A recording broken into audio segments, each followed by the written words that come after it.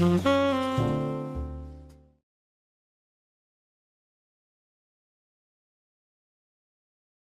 pasal 1 ayat 1-22. Pada zaman para hakim memerintah, ada kelaparan di tanah Israel. Lalu pergilah seorang dari Betlehem, Yehuda, beserta istrinya dan kedua anak laki-laki ke daerah Moab untuk menetap di sana sebagai orang asing. Nama orang itu ialah Elimelek, nama istrinya Naomi, dan nama kedua anaknya Mahlon dan Kilion. Semuanya orang-orang Efrata dari Betlehem, Yehuda, dan setelah sampai ke daerah Moab, diamlah mereka di sana. Kemudian matilah Elimelek, suami Naomi, sehingga perempuan itu tertinggal dengan kedua anaknya. Keduanya mengambil perempuan Moab, yang pertama bernama Orpa, yang kedua bernama Rut, dan mereka diam di situ kira-kira 10 tahun lamanya. Lalu matilah juga keduanya yakni Mahlon dan Kilion, sehingga perempuan itu kehilangan kedua anaknya dan suaminya. Kemudian berkemaslah ia dengan kedua menantunya, dan ia pulang dari daerah Moab, sebab di daerah Moab ia mendengar bahwa Tuhan telah memperhatikan umatnya dan memberikan makanan kepada mereka. Maka berangkatlah ia dari tempat tinggalnya itu, bersama-sama dengan kedua menantunya. Ketika mereka sedang di jalan untuk pulang ke tanah Yehuda, berkatalah Naomi kepada kedua menantunya itu, "Pergilah, pulanglah masing-masing ke rumah ibunya. Tuhan kiranya menunjukkan kasih-Nya kepadamu, seperti yang kamu tunjukkan kepada orang-orang yang telah mati itu kepadaku. Kiranya atas karunia Tuhan kamu mendapat tempat perlindungan, masing-masing di rumah suaminya." Lalu diciumlah mereka, tetapi mereka menangis dengan suara keras, dan berkata kepadanya, "Tidak, kami ikut dengan engkau pulang kepada bangsamu." Tetapi Naomi berkata, "Pulanglah, anak-anakku, mengapalah kamu turut dengan aku? Bukankah tidak akan ada lagi anak laki-laki yang kulahirkan untuk dijadikan suamimu nanti? Pulanglah, anak-anakku, pergilah, sebab sudah terlalu tua aku untuk bersuami. Seandainya pikirku ada harapan bagiku dan sekalipun malam ini aku bersuami, bahkan sekalipun aku masih melahirkan anak laki-laki. Masakan kamu menanti sampai mereka dewasa? Masakan karena itu kamu harus menahan diri dan tidak bersuami? Janganlah kiranya demikian, anak-anakku. Bukankah jauh lebih pahit yang aku alami daripada kamu, sebab tangan Tuhan teracung terhadap aku." Menangis pula mereka dengan suara keras. Lalu Orpa mencium mertuanya itu, minta diri, tetapi Rut tetap berpaut padanya. Berkatalah Naomi, "Telah pulang iparmu kepada bangsanya dan kepada para allahnya. Pulanglah mengikuti iparmu itu." Tetapi kata Rut, "Janganlah desak aku meninggalkan engkau dan pulang dengan tidak mengikuti engkau. Sebab kemana engkau pergi, ke situ jugalah aku pergi. Dan di mana engkau bermalam, di situ jugalah aku bermalam. Bangsamulah bangsaku, dan Allahmulah Allahku. Di mana engkau mati, aku pun mati di sana, dan di sanalah aku dikuburkan.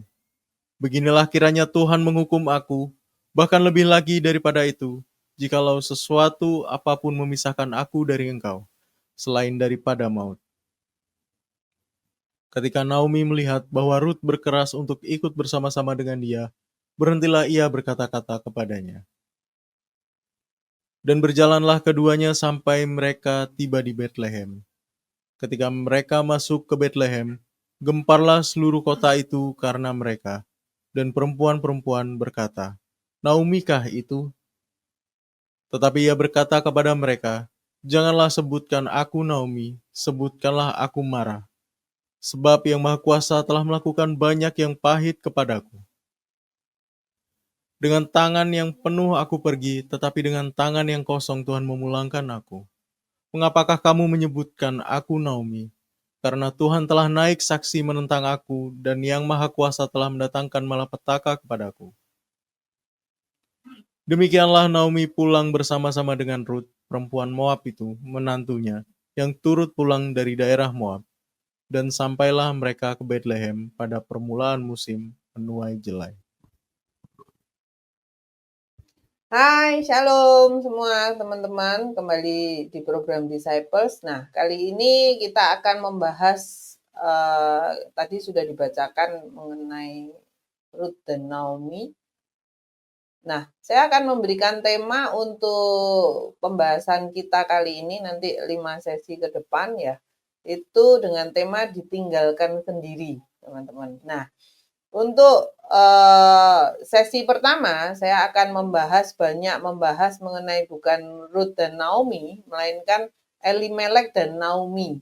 Jadi kan kita lebih familiar, lebih umum kita membahas kalau kita membaca Ruth ini lebih menekankan hubungan antara Naomi dengan Ruth gitu. Nah, untuk kali ini saya akan membahas mengenai kedua suami istri beserta anak-anaknya gitu. Dan apa kaitannya nanti dengan tema kita ditinggalkan sendiri ya.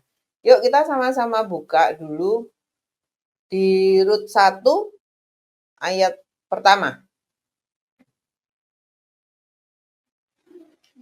Pada zaman para hakim memerintah ada kelaparan di tanah Israel. Lalu pergilah seorang dari Betlehem Yehuda beserta istrinya dan kedua anaknya laki-laki ke daerah Moab untuk menetap di sana sebagai orang asing. Ayat kedua, nama orang itu ialah Elimelek, nama istrinya Naomi, dan nama kedua anaknya Mahlon dan Kilion. Semuanya orang-orang Efrata dari Betlehem Yehuda, dan setelah sampai ke daerah Moab, diamlah mereka di sana. Nah, teman-teman, sebagai sebuah, kalau kita membaca kisah ini, hubungan suami istri beserta anak-anak, sebuah hal yang wajar ketika si Elimelek ini mengambil keputusan untuk keluar dari tempat dia tinggal sekarang dan mau ngungsi ke Moab. Karena apa? Ya karena terjadi kelaparan di negerinya. Gitu. Nah, mereka kalau kita mau melihat dulu kenapa tadi saya katakan wajar ketika seorang kepala keluarga dia ini mengajak istri dan anaknya itu untuk pindah karena dia kan merasa bahwa wah kelaparan gimana ini nanti istri dan anak-anakku tidak bisa makan. Nah, ketika saya membaca kisah ini saya mendapatkan sebuah kata kepo, teman-teman. Kepo kenapa? Ketika kita menggali firman itu banyak hal yang kita akan nemui loh, kenapa kok bisa gini kok? Kenapa gini? Dan saya mencari loh Elimelek ini setelah keluar dari tempatnya ya dari Betlehem Yehuda ya ini Betlehem Yehuda pergilah seorang dari Betlehem Yehuda beserta istrinya pergi ke Moab ya kan karena ada kelaparan di tempatnya dia pergilah ke Moab gitu. Terus setelah dia pindah ke Moab ternyata dia meninggal ya kan dipanggil sama Tuhan belum sampai ke sana kita tapi pembahasannya nanti kan nyampe ke sana loh ini kenapa gitu loh aku mencari tahu loh kenapa dia itu meninggal gitu kenapa si Elimelek meninggal kenapa anak-anaknya ini meninggal kalau soalnya yang saya tahu yang sering saya dengar hanya kisah tentang Naomi dan Ruth tidak banyak menceritakan tentang Elimelek terus Mahlon dan Kilion anaknya gitu saya nyari enggak nemu teman-teman gitu kan. Cuman sebagai awal yang mau saya gambarkan bahwa itu wajar sekali ketika seorang Elimelek ini tuh ngajak istrinya ini untuk istri dan anak-anaknya ini untuk pindah karena keadaan mereka tidak baik-baik saja, sedang mengalami kelaparan gitu. Jadi untuk menyelamatkan diri pergilah dia gitu kan. Nah, pada saat itu yang bisa saya katakan ternyata saya mencari tahu kenapa Elimelek ini tuh kita lanjutkan dulu deh di ayat ketiga biar enggak sendiri nanti ayat ketiganya. Kemudian matilah Elimelek suami Naomi sehingga perempuan itu tertinggal dengan kedua anaknya, ya kan. Nah, pindah ke Moab dengan maksud untuk menyelamatkan hidupnya karena kelaparan, hidupnya dan anak-anaknya dan istrinya. Tetapi justru di Moab lah dia itu menjemput kematiannya gitu loh. Loh ada apa ya ini gitu loh. Nah, satu benang merah, satu garis merah yang saya dapat bahwa maksud dari Elimelek ini baik untuk ya apa sih tanggung jawab saya itu sebagai kepala keluarga gitu untuk menyelamatkan seisi rumahnya gitu kan. Tetapi ternyata maksud baik itu tidak dipandang benar oleh Tuhan. Karena apa? Yuk kita lihat dulu sebelum masuk ke Rut kita ada kitab Hakim-Hakim teman-teman. Kita buka sama-sama di Hakim-Hakim kitab Hakim-Hakim yang paling terakhir yaitu di pasal 21 ayat 25.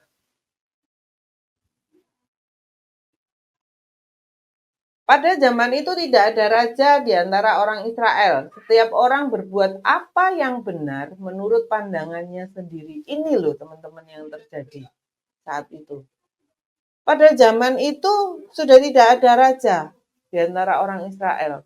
Kelaparan melanda, kelaparan hebat gitu.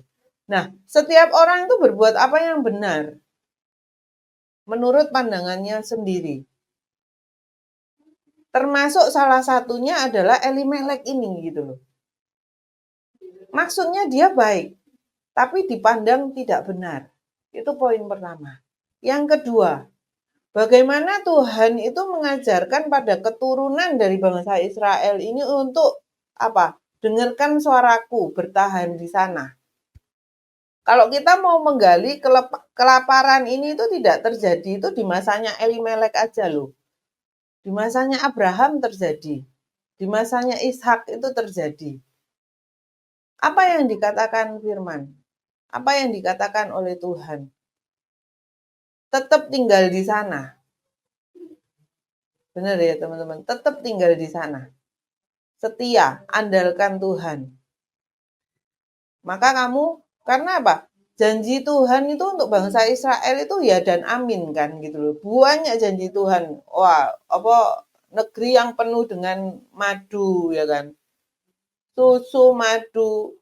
Pokok semua yang kaya-kaya itu dimiliki oleh bangsa Israel.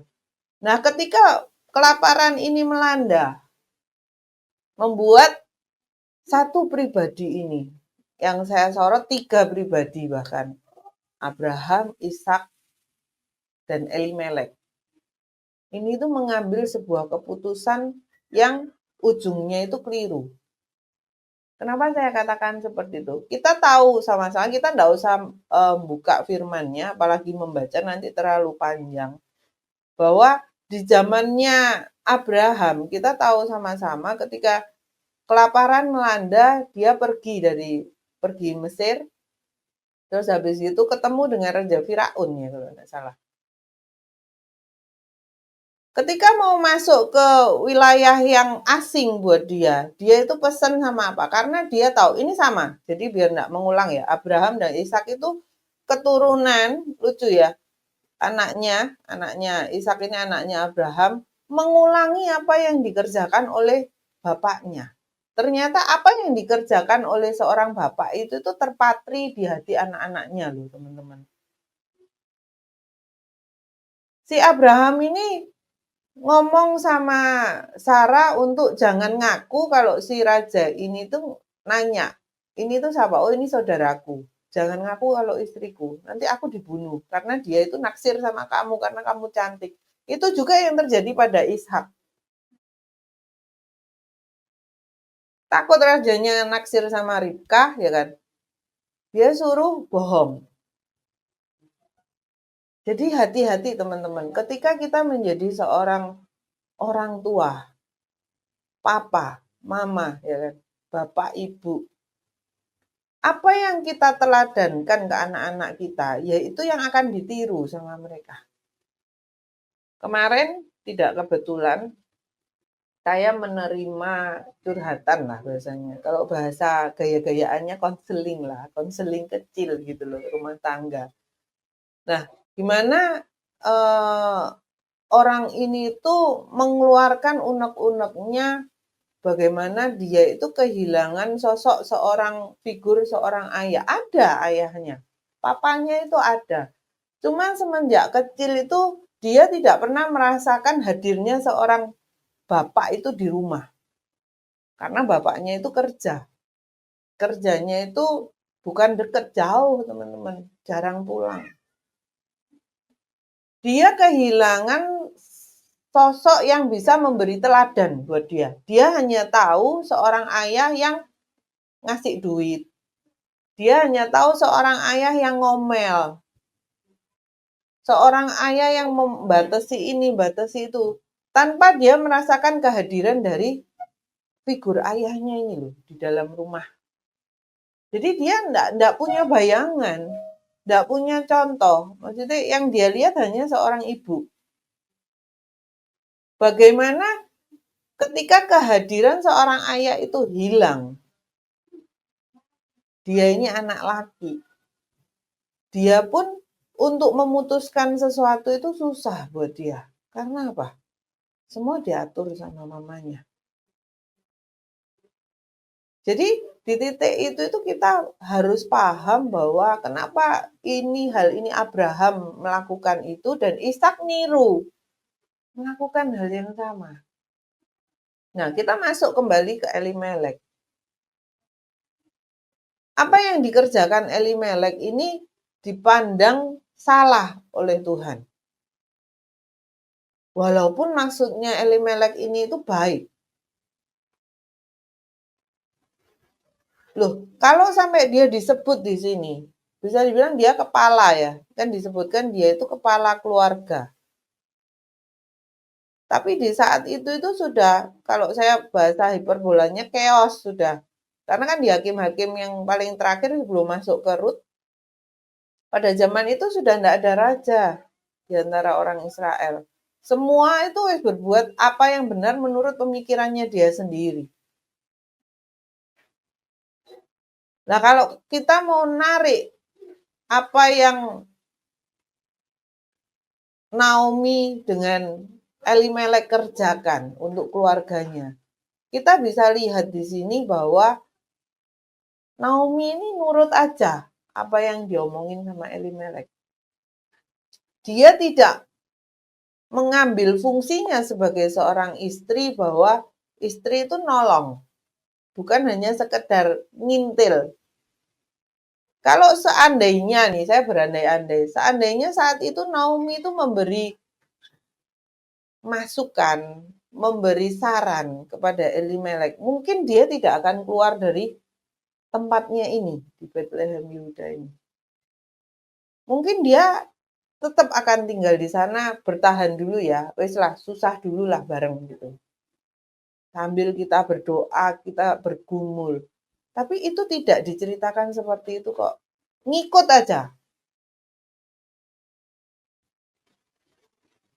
Saya bolak-balik ngomong bahwa kekristenan itu masalahnya itu pribadi demi pribadi, teman-teman. Tidak bisa ngikut. Jadi kesalahan yang dikerjakan Elimelek, itu ya Elimelek yang akan menanggungnya sendiri. Nah, kesalahan yang dilakukan oleh Naomi, ya Naomi sendiri yang akan menanggungnya. Ketika Elimelek ini ada kesempatan, waktunya dia itu untuk menyatakan imannya lewat perbuatannya untuk tetap tinggal di negeri yang sedang dilanda kelaparan ini, dia tidak ambil itu. Dia menyelamatkan diri, dia memilih untuk keluar.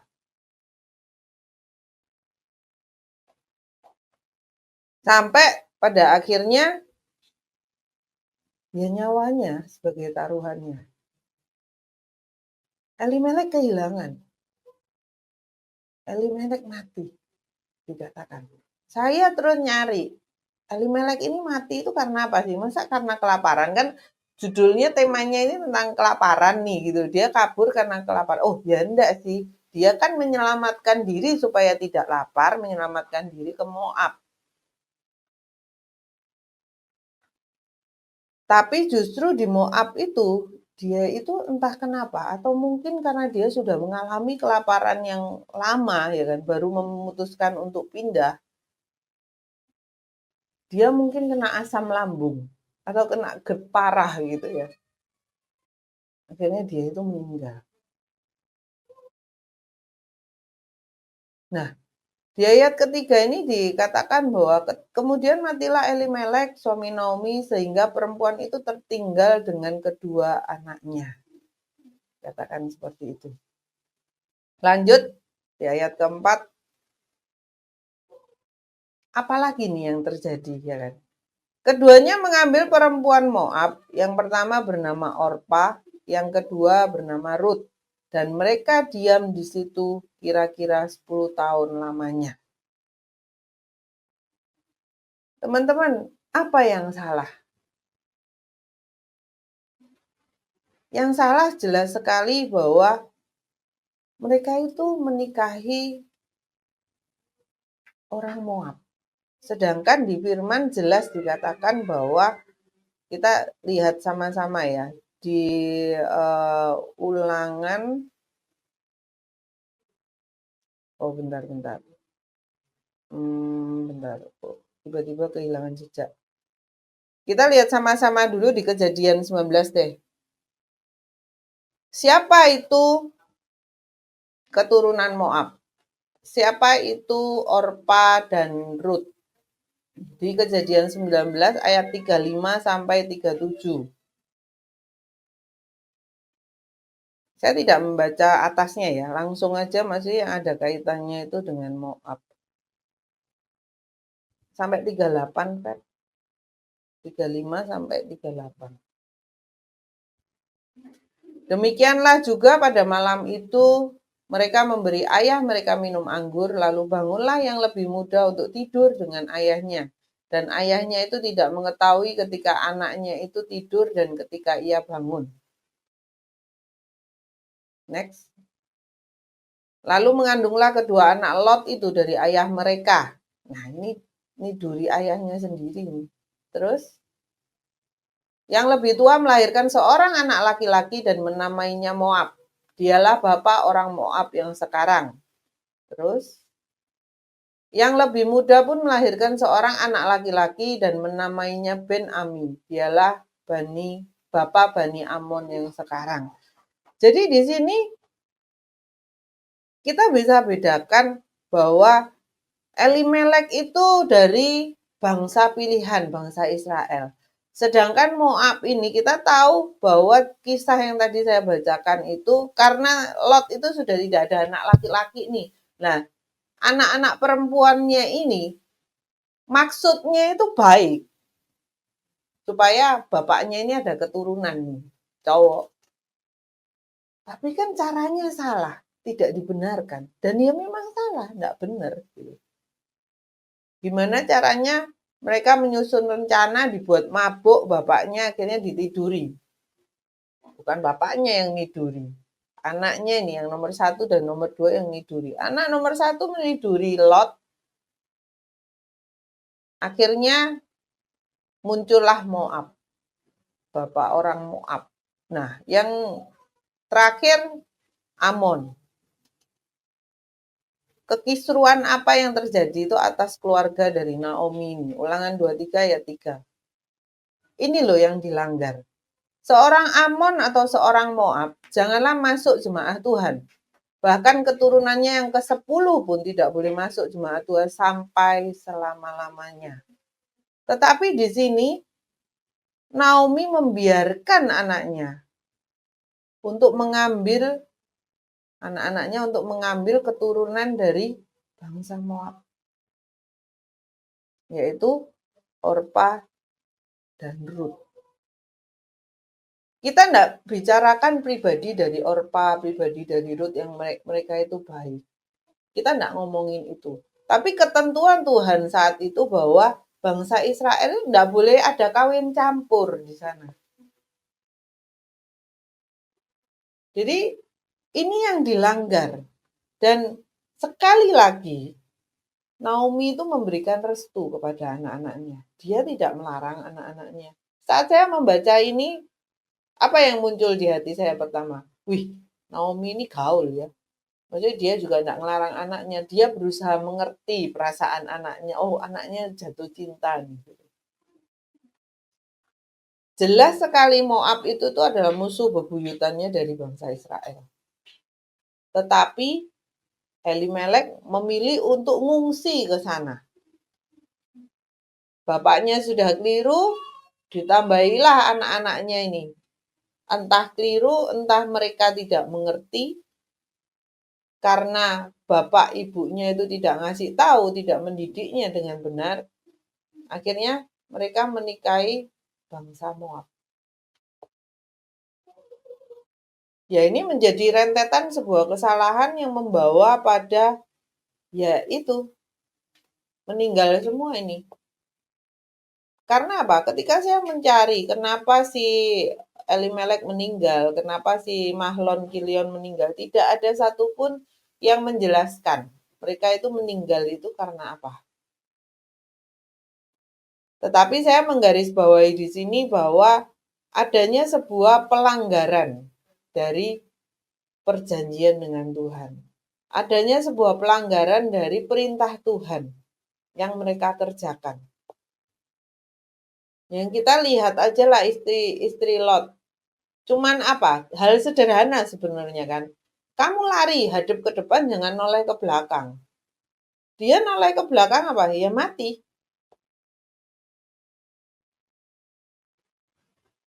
Jadi yang sederhana menurut kita belum tentu sederhana menurut Tuhan. Nah, sesuatu yang besar menurut kita, wah saya ini berjuang habis-habisan, maksud saya ini baik, bagaimanapun resikonya saya mau ambil itu gitu. Sepertinya kita sudah mati-matian berjuang, tapi itu dianggap salah sama Tuhan. Jadi yuk teman-teman hati-hati untuk mengambil keputusan. Jangan pernah main-main ketika Tuhan itu sudah memerintahkan. Namanya perintah itu kan harus dikerjakan. Harus sesuai dengan itu kalau kamu itu mau menerima janji Tuhan. Janji sudah diterima nih. Habis itu kelaparan datang melanda. Berarti Elimelek itu tidak ada bedanya dengan yang namanya Lot. Lot memilih bagian yang terbaik. Elimelek pun tidak mau sengsara. Tidak mau diuji imannya. Yang kemarin saya sempat bagikan di tema sebelumnya bahwa saya dapat sebuah firman mengenai bertobat dalam tinggal tenang dan percaya, terletak kekuatanmu. Banyak dari kita itu sibuk untuk wah tinggal tenang, kita berdoa, tidak melakukan apa-apa ya kan. Wah, pokok tenang saja. Tetapi tahukah di akhir kata yang dikatakan terletak kekuatanmu? Dari mana kita tahu kekuatan kita? Saya katakan kemarin. Kalau kita itu tidak diuji, kalau kita tidak ada cobaan di bidang itu. Nah, si Elimelek ini kabur, memilih menyelamatkan diri. Dia tidak mau bertahan dalam penderitaan sejenak saja. Terus nanti ada yang nanya nih, loh, ibu tahu dari mana kalau itu sejenak? Siapa tahu itu berkepanjangan lama. Loh, ini menurut pengertian dan gambaran dari saya. Ketika Tuhan sudah ngomong kamu itu untuk tinggal, jangan melanggar firman. Jelas Tuhan ngomong bahwa bangsa Israel bangsa yang besar, dipenuhi susu, madu, segala macam. Tapi ingat, penuhi setiap ketetapan-ketetapan yang sudah Tuhan kasih. Nah, masalahnya semua kan nyari selamat, nyari aman, nyari enak. Ya akhirnya, ya bye-bye. Elimelek menghilang. Mahlon, Kilion, nyusul bapaknya. Sepertinya sederhana, tetapi itu menimbulkan sakit hatinya Tuhan bahasa saya. Karena apa? Dia tidak percaya, mereka tidak percaya. Banyak sekali pelanggaran-pelanggaran yang dilakukan oleh Elimelek. Dan Naomi posisinya membiarkan hal itu terjadi. Itu yang berat. Dia tidak berusaha menasehati anaknya. Dia tidak berusaha untuk memberi masukan kepada Elimelek, tapi dia hanya ngikut aja, nebeng. Ketika saya membaca ini, Naomi pribadi yang baik, mertua yang baik, benar ya? Kan yang digambarkan selalu seperti itu. Kalau dia tidak baik, tidak mungkin kedua menantunya itu mau stay sama dia. Mau, siapapun kamu mau kemana, aku ikut kamu, Mak. Gitu kan. Berarti Naomi ini pribadi yang baik. Saking baiknya dia itu tidak pernah menegur anak-anaknya. Tidak pernah mengambil posisi, nak itu bahaya loh, jangan. Tetapi dia membiarkan semua hal itu terjadi. Pokok ngikut. Mungkin kalau saya jadi Naomi saat itu, saya cuma mikir, kan semua tanggung jawab suami. Salah benar kan suami yang memutuskan. Jadi ya sudahlah apa kata suami aja. Benar ya? Tanpa kita sadar lewat setiap pernyataan kita, lewat setiap tindakan kita, sebenarnya kita itu nyari aman. Kita itu enggak mau repot. Kita itu enggak mau dianggap jelek ketika kita menyatakan sebuah kebenaran. Kita itu enggak mau bertengkar. Kita itu enggak mau beradu argumen. Males timbang rame, ya kan? Banyak sekali anak-anak Tuhan itu memilih jalan damai. Yang menurut mereka itu baik, menurut saya baik. Tapi itu sebuah kebodohan dan kehancuran yang akan mendatangi kita di depan. Jadi kita tahu apa sih yang terjadi antara Elimelek dan Naomi. Kenapa sampai Elimelek diambil nyawanya, anak-anaknya pun diambil nyawanya. Ya karena memang mengandung kesalahan. Bukan tanpa sebab. Yuk, kita lanjut yuk di ayat ke-6.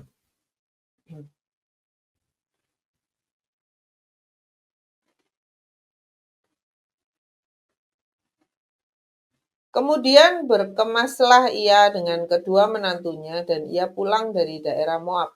Sebab di daerah Moab ia mendengar bahwa Tuhan telah memperhatikan umatnya dan memberikan makanan kepada mereka. Nah, teman-teman, kita lihat sama-sama di ayat ke-6 ini dulu. Ketika semua itu sudah hilang dari kehidupan Naomi, apa yang dilakukan Naomi? Kemudian dia berkemas dengan kedua menantunya dan ia pulang dari daerah Moab, sebab di daerah Moab ia mendengar bahwa Tuhan telah memperhatikan umatnya dan memberikan makanan kepada mereka. Jadi ceritanya ini dia balik kucing dong. Ketika dia sudah di Moab, akhirnya semua yang ada pada dia, semua pegangannya dia, yang saya katakan apa? Dia menggantungkan kehidupannya dia sepenuh-penuhnya kepada suaminya. Tanpa mau mengambil beban, tanpa mau melakukan yang benar, ya kan? Dia itu malas. Jadi dia tidak mau melakukan bagiannya dia seperti itu, akhirnya apa? Tuhan ambil semua faktor-faktor, semua hal yang membuat dia itu menyerahkan nyawanya itu ke situ. Fokusnya dia itu ke situ. Ke suami dan anak-anaknya.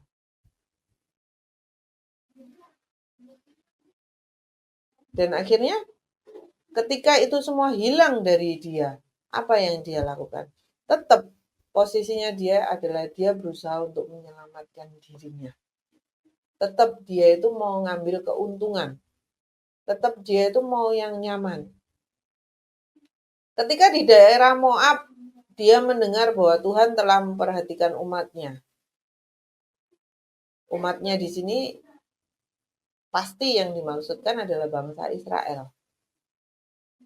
tempat asalnya dia dan sudah ada makanan nih, memberikan makanan. Berarti kan bantuan itu datang. Tangan Tuhan itu bekerja atas bangsa Israel di tengah kelaparan itu. Betul ya, teman-teman?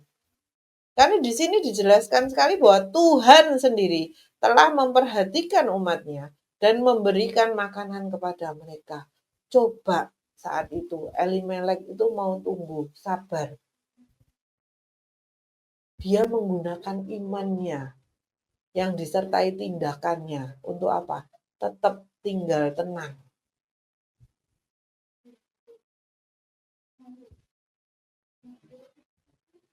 Sabar di sana, menderita sebentar aja. Mungkin kisahnya itu akan beda. Ahimelek akan tetap ada. Mahlon Kilion itu akan tetap ada. Karena apa? Tidak banyak yang mereka langgan. Mereka sudah ke Moab yang jelas-jelas musuh bebuyutannya Israel. Habis itu menikahi anak dari sana lagi. Jadi blunder ini, masalahnya jadi panjang gitu. Sampai jam biru ya saudaraku. Piro menit gitu.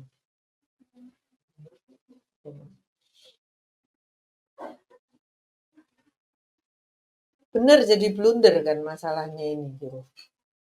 Jadi panjang ceritanya. Dan semua itu dikuliti sama Tuhan, bahasanya apa? Ketika sebuah keluarga ada kerusakan di dalamnya, teman-teman perhatikan ini.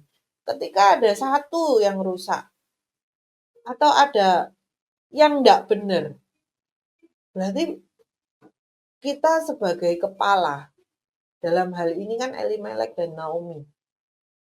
Elimelek sudah tidak ada nih. Berarti Naomi nih harus benar-benar berdoa mikir yang salah itu di mananya.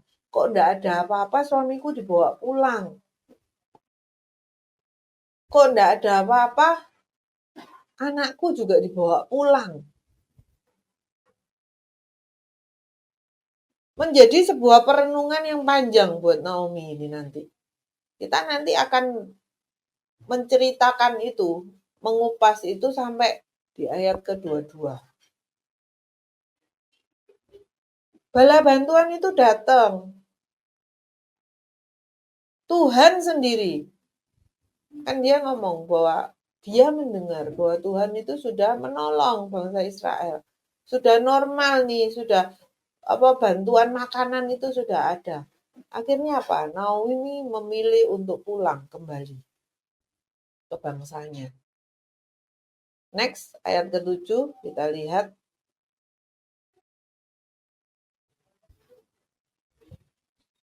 Maka berangkatlah ia dari tempat tinggalnya itu bersama-sama dengan kedua menantunya. Ketika mereka sedang di jalan untuk pulang ke tanah Yehuda, lanjut. Berkatalah Naomi kepada kedua menantunya itu, pergilah, pulanglah masing-masing ke rumah ibunya. Tuhan kiranya menunjukkan kasih-Nya kepadamu, seperti yang kamu tunjukkan kepada orang-orang yang telah mati itu, dan kepadaku. 9. Kiranya atas karunia Tuhan kamu mendapat tempat perlindungan, masing-masing di rumah suaminya, lalu diciumnyalah mereka, tetapi mereka menangis dengan suara keras. Jadi di sini kita lihat bahwa Naomi ini ngerti. Dia tahu bahwa dia itu sudah melakukan sebuah kesalahan.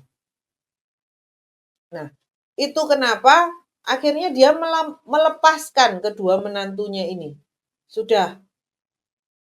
Ini lagi perjalanan mau balik ke Yehuda nih gitu kan, dari Moab. Dia ngomong ke menantunya, sudah pulang wis, pulang ke rumah masing-masing, ke rumah orang tuamu.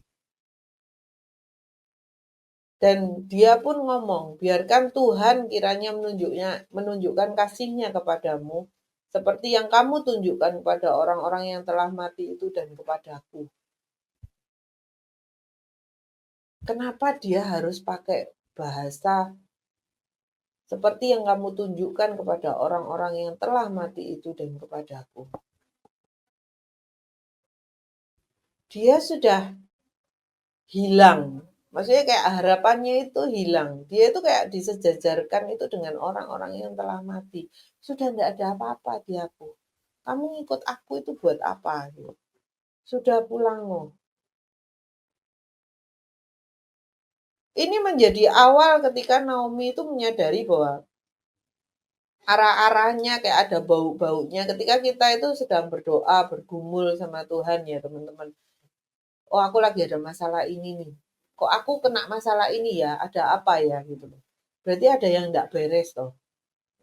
Ketika kita nyari itu gali kesalahan kita sendiri. Pasti kan ada tahapannya, enggak tiba-tiba semua dibuka. Ada tahapannya. Ya ini yang Naomi alami. Ketika di poin ini dia ngomong sama mantu-mantunya ya kan, pergi pulang ke rumahmu masing-masing. Di titik ini Naomi tidak tahu sama sekali apa yang dirasakan oleh para menantunya, teman-teman. Ya, dia tahu dan paham bahwa menantunya itu sedih kehilangan seorang suami.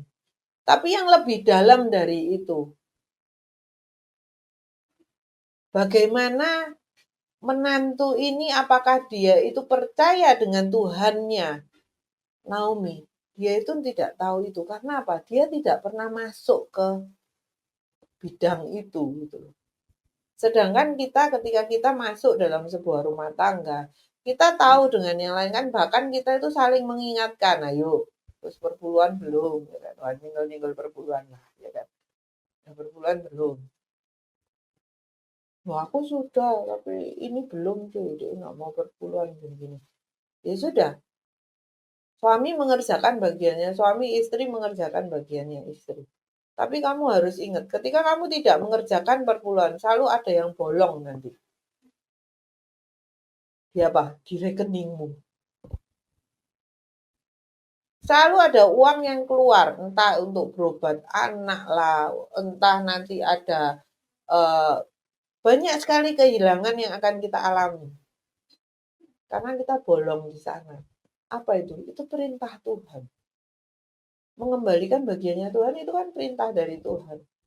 Tapi kita masih mau memperdebatkan itu. Ya sudah, itu bagian orang yang mau memperdebatkan. Tapi bagian saya, bagian teman-teman yang mengerjakan itu hingga saat ini. Ya tetap kerjakan itu. Toh hingga detik ini kita tidak kurang. Kita ada saling mengingatkan, teman-teman, sebagai seorang keluarga, sebuah keluarga. Ayo keliru loh kamu kayak gitu. Ayo istri itu harus tunduk sama suami. Ayo suami harus ngeteni istri, perasaannya istri. Mengasihi ya kan. Ada hal itu yang membuat kita tahu bahwa kerohaniannya si A itu seperti apa sih, kerohaniannya istriku seperti apa, suamiku, anak-anakku itu seperti apa. Nah, Naomi ini tidak mengambil peran ini. Naomi pun tidak tahu isi hati dari menantunya. Yang dia tahu hanya menantunya baik. Secara dunia dia melihat bahwa menantunya ini sedih kehilangan suami, sudah di titik itu.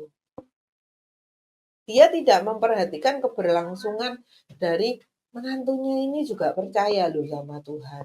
Menantunya ini juga mau ikut loh menyembah Tuhannya, Tuhan Naomi. Nah, dia miss lagi di sana. Tapi itu tidak apa-apa Tuhan. Itu sebuah proses, teman-teman. Kenapa saya katakan tadi tema yang saya bawa adalah ditinggalkan sendiri. Karena di saat sendiri-sendirinya Naomi nih, kesendiriannya dia itu belajar. Naomi itu belajar untuk mengenal. Belajar untuk apa sih yang salah dengan dirinya. Sampai semuanya itu hilang. Membuat dia belajar bahwa tidak bisa nebeng ternyata. Tidak bisa mengandalkan suami iman itu. Kehidupan kita, proses hidup kita itu berprosesnya kita itu pribadi. Bukan nebeng. Jadi lewat sesi pertama ini yang mau saya share-kan ke teman-teman di titik ini kita selesai di ayat ke-8 bahwa Naomi menyarankan kepada menantunya itu untuk pulang, sudah pulang. Dia tidak memperdulikan nyawa keselamatan dari menantu-menantunya. Dia sudah kehilangan. Satu sisi kita kalau mau melihat Naomi baik ya, melepas menantunya. Tapi di sisi lain kita pun bisa melihat karakter dari Naomi bahwa dia itu tidak peduli loh. Bukankah satu jiwa itu membuat malaikat itu tepuk tangan di surga ya kan? Tapi itu tidak ada pada Naomi. Dia hanya memikirkan keberlangsungan hidupnya sendiri ini loh. Sebatang karanya dia. Sudah tidak ada harapan, dia mensejajarkan keadaannya dia sama dengan orang-orang yang telah mati itu loh. Anak-anaknya, suaminya. Sudah tidak ada apa-apa dia pun. Sudah tidak ada harapan, sudah putus asa. Hidupku sudah titik. Jadi yuk teman-teman, dari ayat pertama sampai ke-8 kita simpulkan di sesi pertama ini, yuk hati-hati. Hati-hati untuk dalam mengambil keputusan, teman-teman. Hati-hati buat kita itu untuk memutuskan kehidupan kita. Karena itu hidup kita itu kita yang memutuskan. Siapa kita hari ini itu adalah hasil keputusan kita di masa yang lalu. Nah, menjadi apa kita besok itu adalah hasil dari keputusan yang kita buat hari ini. Itu saja teman-teman yang mau saya bagikan pada sesi pertama ini. Shalom, Tuhan Yesus memberkati.